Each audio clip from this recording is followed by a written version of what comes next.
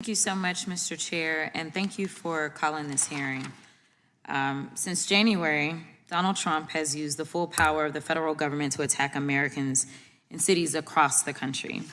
In Donald Trump's America, you are at increased risk of experiencing militaristic operations in your home, increased risk of being subject to detainment by mass thugs and wannabe vigilantes, increased risk of suffering injuries due to reckless and illegal acts by rogue federal agents, increased risk of being deported to foreign nations even if you are an American citizen, and you're at an increased risk of being targeted by federal government for criticizing the president and his friends. Congressional Republicans have completely abandoned their Article I powers and have exchanged their responsibility to their constituents with fealty to the president. They have allowed the president to morph federal agencies into instruments of autocracy. And as a result, the president has been able to ignore federal law, disregard court orders, and implement the largest pay-for-play scheme in American history. The White House, well, what's left of it anyway, is literally up for sale. The federal courts have characterized this presidency as, quote, lawless. In fact, when ruling against illegal acts committed by the administration, a Republican-appointed federal judge stated, quote, "The court cannot imagine how the public interest might be served by permitting federal officials to flaunt the very laws they have sworn to enforce." In a separate case where the administration was sued for unlawful acts, the judge, also a Republican appointee, stated, quote, "Allowing constitutional rights to be dependent upon the grace of the executive branch would be a dereliction of duty by this third and independent branch of government and would be against the public interest."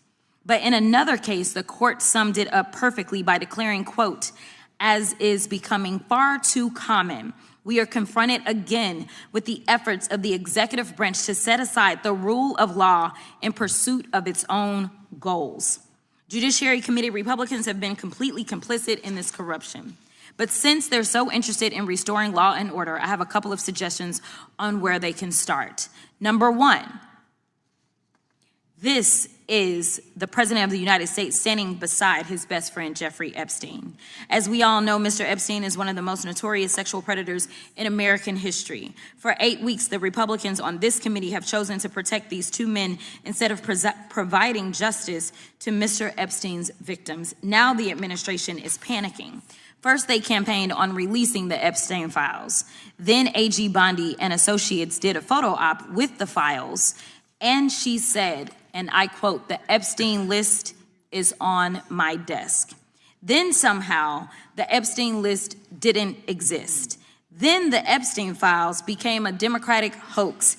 Now the president is supposedly supportive of releasing the files, even though he's currently ignoring a congressional subpoena to do so. Now the president is simply crashing out. And it's because he can't seem to explain his special decades-long relationship with one of the most prominent sexual predators in American history. It's already public that he's in the Epstein files, but his administration is hiding the context of his involvement, if any, with Mr. Epstein's horrific crimes. Now, this is Miss Ghislaine Maxwell. Miss Maxwell, who obviously helped Jeffrey Epstein traffic more than 1,000 women and girls, well, Donald Trump is now giving her special treatment while she's serving out her prison sentence. He won't even rule out giving her a pardon or commuting her sentence. I don't need to explain why pardoning sex traffickers wouldn't be restoring law and order. Now, this is Secretary of Homeland Security, Kristi Noem. Not only has Secretary Noem been busy filming propaganda ads, she's also been busy cashing in on millions of taxpayer dollars. In fact, Secretary Noem has funneled millions of dollars to a company called the Strategy Group. The Strategy Group helped Secretary Noem win her campaign to become the governor of South Dakota.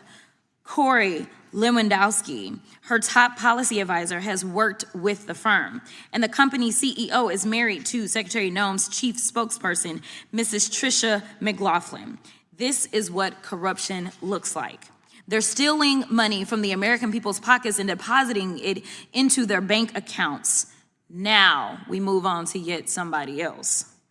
This is the so-called border czar, Tom Homan. Mr. Homan is on tape accepting $50,000 in cash bribes stuffed in a brown paper bag from an undercover FBI agent.